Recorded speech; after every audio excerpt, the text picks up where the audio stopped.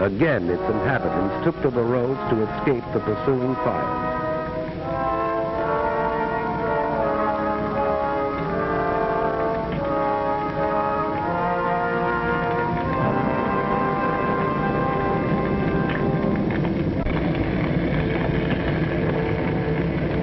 The cathedral crashed in flames. The invaders rolled on. Morning found the refugees still fleeing blindly. Reputable observers said these refugees were machine gunned from the air. There is no photographic evidence of this. And this is what they fled. The Nazi machine moved on, and after a day's destruction, paused only to sleep.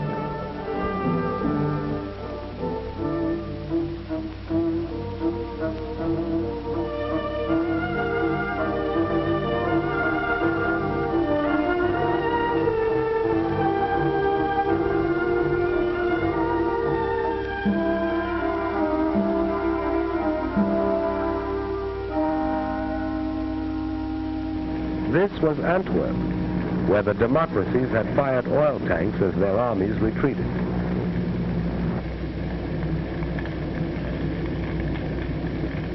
The improvised Allied defense collapsed. The British Army was driven into the Sea of Dunkirk, according to plan. Dunkirk has been called the triumph of man over the machine.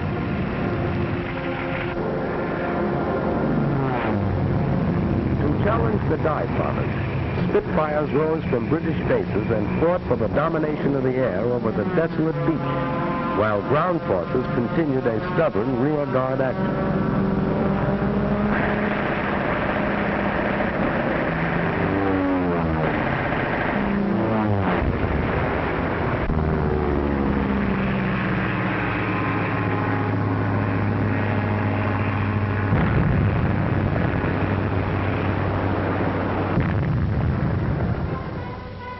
British ships, cruisers, destroyers, yachts, paddle boats, anything that could float, crossed the channel and evacuated some 350,000 British and French troops back to England. For the British were determined to save their men. Here in the wreckage was the story of the epic evacuation. Men walked into the sea and swam to their rescuers. They couldn't take their weapons, trucks, tanks, or guns, but men were saved to fight again. Having slashed through Luxembourg, Belgium, and Holland, 5 German armies fanned out across France.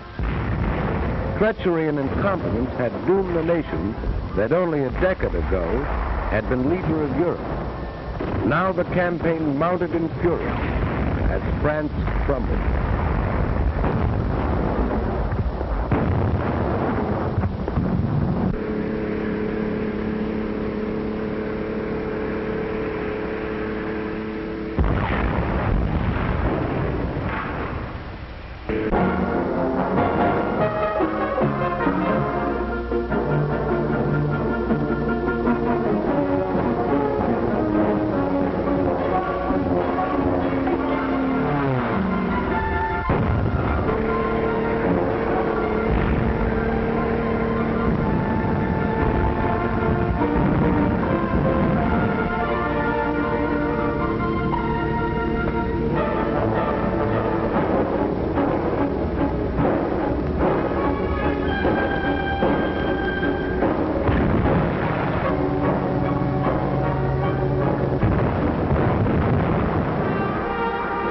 On June 10th, 4 days before France fell, Mussolini entered the war. He had waited until that moment to make his decision.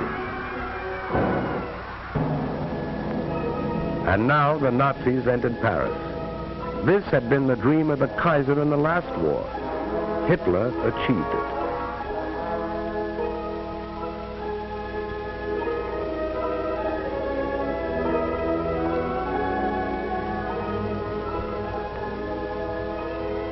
And the Maginot Line was still there.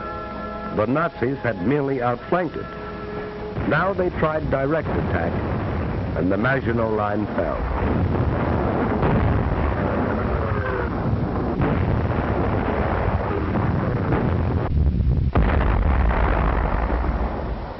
First World War had ended officially in this railroad car, where Marshal Foch had received the delegates of the vanquished Germans. Hitler commandeered the car for what he believed was the end of the Second World War.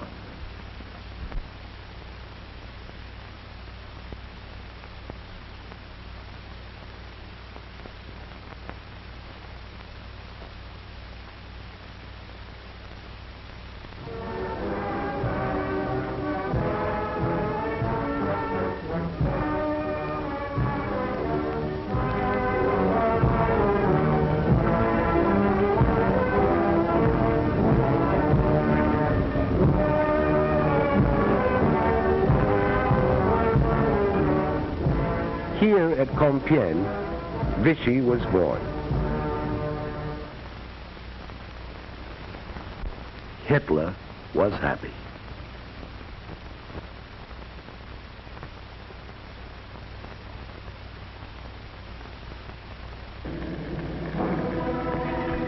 Britain alone remained as Hitler's sole barrier to a total victory. Nazi submarines, now berthed on the conquered coast, set out to starve the British people into submission. Nazi planes, now only a few minutes' flight from the English coast, set out to bomb the British people into submission. Britain hung on.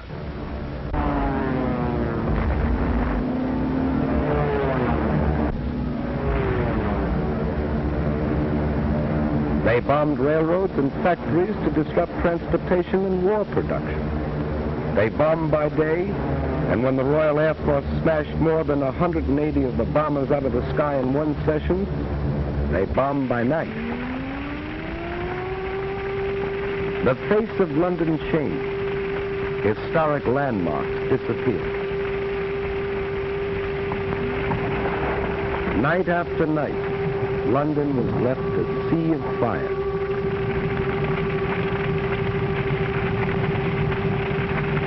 Coventry.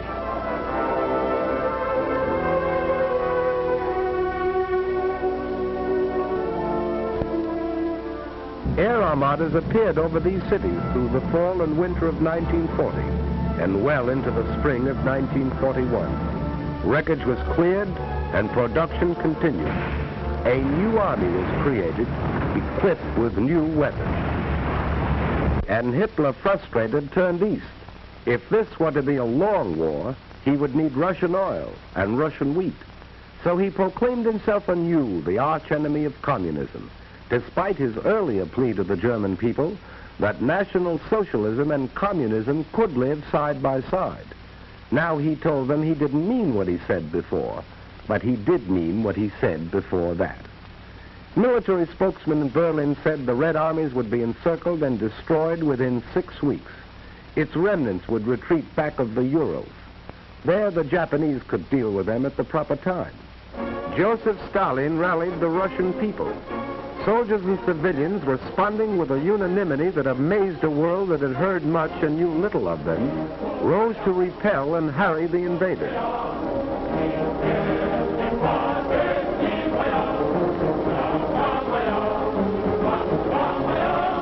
Working with whatever tools they could seize, working against time, men and women, old and young, carved these huge tank traps.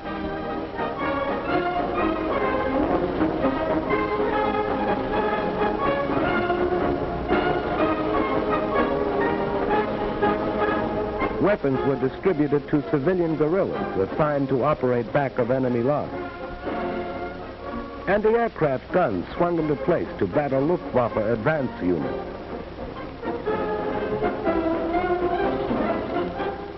Here was the wheat that Hitler wanted, and Russian men, women, and children were determined to keep it out of his hands. They would have neither food nor shelter. Factories worked day and night, for the Russians knew this was a war of machines. Entire plants were moved east, complete with workers. Weapons of war poured out of these factories, and the Germans, as well as the rest of the world, discovered the Russians had tanks to meet tanks and planes to meet planes. The Russians retreated, but not without inflicting sizable casualties.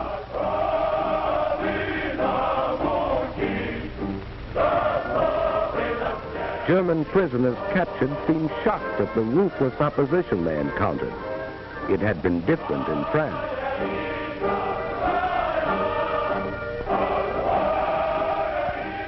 Winter found the Russian army still intact. German casualties mounted until they were counted in the millions. Hitler's armies were not smashed in the winter campaign, but the Russians gained the initiative and held it. As the snows melted, Hitler was to meet new Russian armies and new machines as summer came to the 2,000-mile front.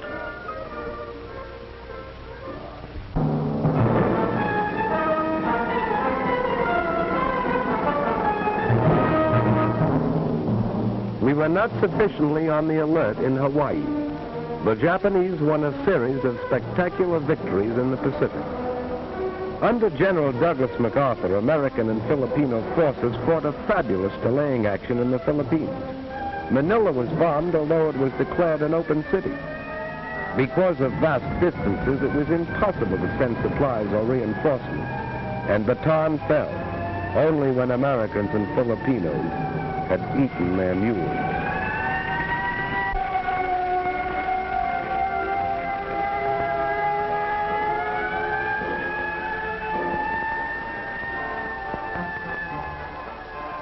General MacArthur established his headquarters in Australia, and as Commander-in-Chief of the United Nations forces in that area, prepared for the offensive that would develop inevitably.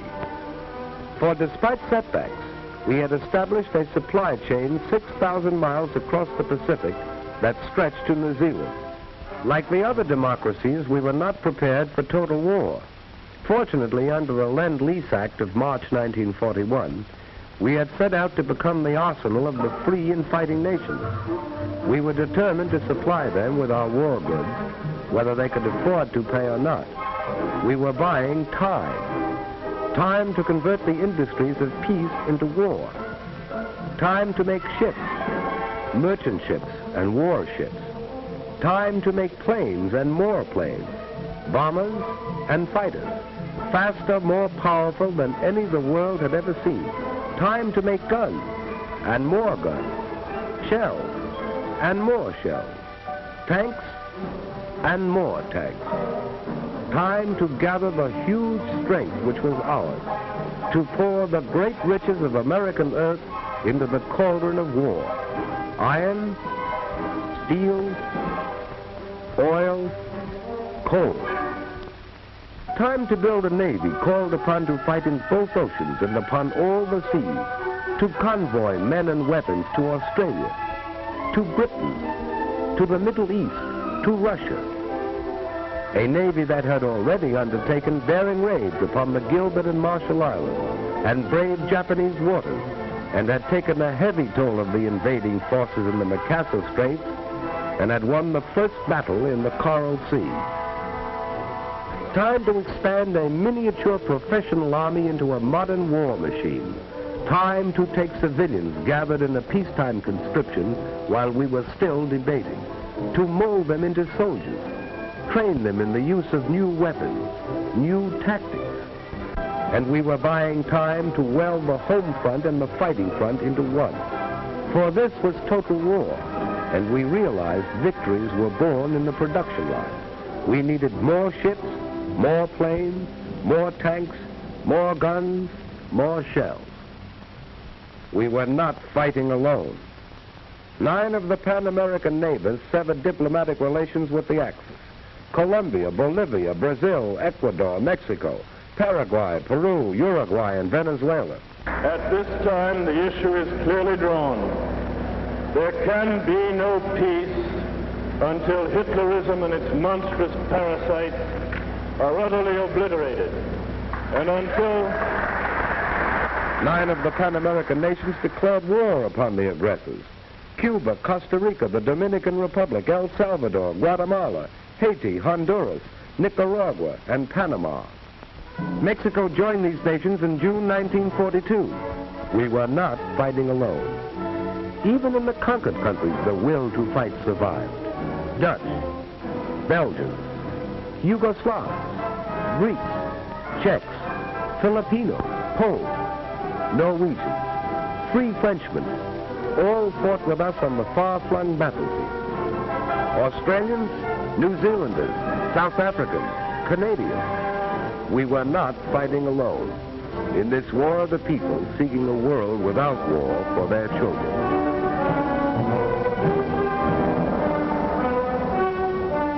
Britain, growing steadily stronger in its third year of war, sweeping the skies of conquered Europe, harassing the enemy with commando raids, sending forth huge armadas of bombers over German cities Hitler promised would never be attacked. Russia, fighting with an unparalleled tenacity, drawing upon inexhaustible reserves, asking no mercy and offering none.